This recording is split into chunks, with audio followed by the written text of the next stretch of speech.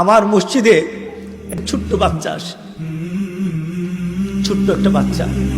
আমার মসজিদে অনেক বাচ্চা, ছোট্ট ছোট্ট বাচ্চা অনেক। ধরেন সকালবেলা কমসে কম 150 বাচ্চা থাকে, ছোট ছোট বাচ্চা। ছোট্ট একটা বাচ্চা আজকে কয়েকদিন ধরে আমার পাশে নামাজ পড়ে। ছেলেটা মুখটা ঢাকে, মাথাটা ঢাকে, মোজা পরে, সুন্দর ট্রাউজার পরে, হাতে একটা টর্চ লাইটটা রাখে, এরপরে সুন্নত আদায় করে চুপ করে বসে থাকে, একটু একটু আমার দিকে তাকায়। আমি তার গালটা ধরলাম, এত খুশি হয়ে গেছে ছেলেটা।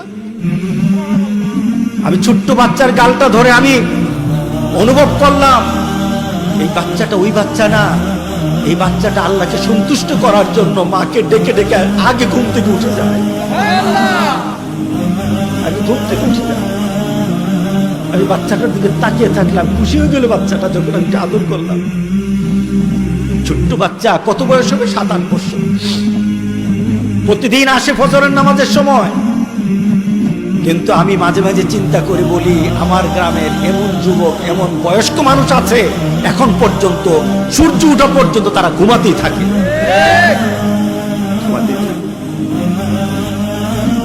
ওই শিশু বাচ্চাটা তার বন্ধুদেরকে নিয়ে, ওই পানিয়া রূপের ছেলেটা তার বন্ধুদেরকে নিয়ে ডেকে ডেকে মসজিদে আনে। স্কুলে, যে স্কুলে পড়ে, ওই স্কুলে সে জোহরের নামাজ পড়ার জন্য প্রতিদিন মসজিদে যায়।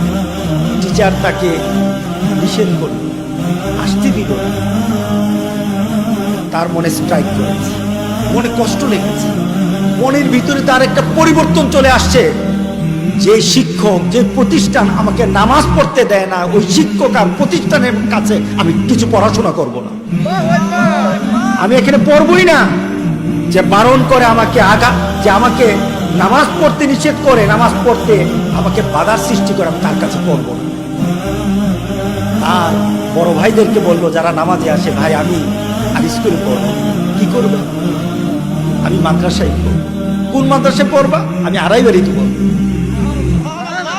আমার কাছে যুবকগুলি এসে বলল, হুজুর আমাদের গ্রামের এই বাচ্চাটা, এই ছোট্ট বাচ্চাটা আপনার মাদ্রাসায় পড়তে চায়, কিন্তু বাচ্চাটা গরিব, বাচ্চার মার ক্ষমতা নেই, বাবার ক্ষমতা নেই যে টাকা দিয়ে আপনার মাদ্রাসায় পড়াবে।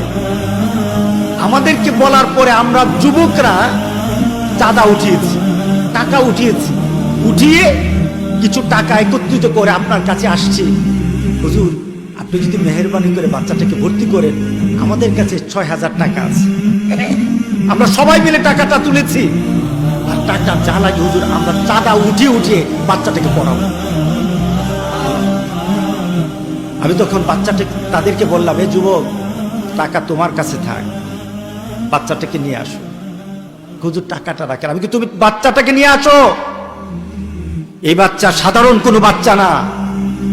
এই বাচ্চার দায়িত্ব যদি নিতে হয়, আমার বাচ্চার মতো এই বাচ্চার আমি দায়িত্ব নেব।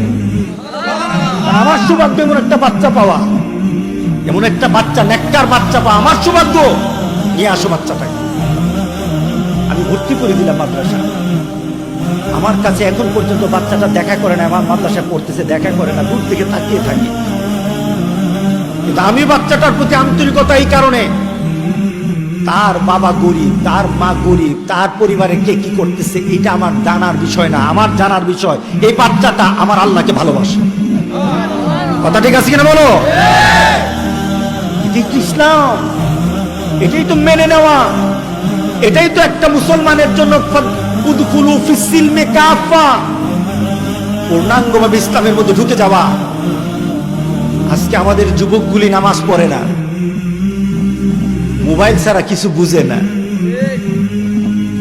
তুমি মোবাইলে যতক্ষণ সময় দাও, তার 10 ভাগের 1 ভাগ আমার আল্লাহর জন্য সময় দাও না। তুমি মোবাইলের মধ্যে তুমি যা কিছু দেখো, ওই দেখাটা দিয়ে তোমার মধ্যে চিন্তা আসে না, যে চিন্তার কারণে তোমার শাস্তি হবে, এই চিন্তা তোমার মধ্যে আসে না, তোমার পরিবর্তন হয় না। তবে তুমি যদি এই পরিবর্তন না হও, মনে রেখে দিও, আল্লাহর গজব থেকে তোমাকে কেউ বাঁচাতে পারবে না। আল্লাহর গজব আছে কিনা টের পাইছে? কেমনে টের পাইছে? ঠ্যাং ভেঙে গেছে নাকি? হ্যাঁ, কানা হয়ে গেছে, কিছু আপনি হন নাই। আল্লাহ গজব কেমন ভাবে আপনার সামনে তুলে ধরেন, আপনি টের পান না। গোটা পৃথিবী এখন ডেডলক হয়ে গেছে, গোটা পৃথিবীর এখন মানুষ চলাচল, পৃথিবীর এখন হুমকির মুখেও চলে আসছে। আমি গত কয়েকদিন ধরে চিন্তা করছি দেশের বাইরে যাব, একটু হয়তো সৌদি আরব যাবো না, না তো মালয়েশিয়া যাবো, না তো অন্য কোনো দেশে যাব, কিন্তু সব দেশ থেকে একই কথা, না না আসবেন। আমার একটা বোন থাকে ইউরোপে, ইংল্যান্ডে, তো ভাইয়া এখন আসেন। সব দিক থেকে একটা ভীতি। কিসের ভীতি? গজবের ভীতি। কিসের ভীতি? গজবের ভীতি। আপনার ভিতরে যদি চিন্তা চলে আসে, এই গজব তো আসে এয়ারপোর্ট দিয়ে, এয়ারপোর্ট বন্ধ, গজব ঢুকবে না। গজব এয়ারপোর্ট দিয়ে আসে না, গজব আকাশ দিয়ে আসে। আমাদেরকে চিন্তা করা দরকার। ওয়ালা তাত্তাবিউ খুতুওয়াতিশ শায়তান, শয়তান যেটা পছন্দ করে এটা করো না, আল্লাহ রাসূল যেটা পছন্দ করে এটা করো। দুনিয়া তো শান্তি থাকবে, আখিরাতেও শান্তি পাবে। আল্লাহ সুবহানাহু ওয়া তাআলা মুসলমানদেরকে এখনো হেফাজত করতে চান। মুসলমান যদি নিজেকে হেফাজত না করে, আল্লাহ বলেন পৃথিবীর দিকে তাকিয়ে দেখো, গজব যখন আসে আমি নেককার বদকার বাঁচি না, সবাইকে আমি ফ্লাট করে দিই। কথা ঠিক আছে কিনা বলেন? গজব থেকে বাঁচতে হবে কিনা বলেন? বাঁচতে রাজি আছেন? দুইটাই ঘুমাবেন, ফজরের নামাজ কিভাবে পড়বেন? আপনার ভিতরে যদি ফজরের নামাজের আকর্ষণ থাকে, গোটা পৃথিবীর কেউ আপনাকে ঠেকাতে পারবে না, ঠিক না? সন্ধ্যা রাত্রে ঘুমাবেন, ফজরের নামাজ বুঝেন না, ফজরের নামাজের প্রতি আপনার কোনো আকর্ষণ নেই, আপনি সন্ধ্যায় ঘুমালো, দেখা যাবে ফজরের ওয়াক্ত শেষ, আপনার ঘুম ভাঙে নাই। আছে কিনা? এমনও ব্যক্তি আছে ফজর চলে যায়, সূর্য উঠে যায়, সে উঠতে পারে না।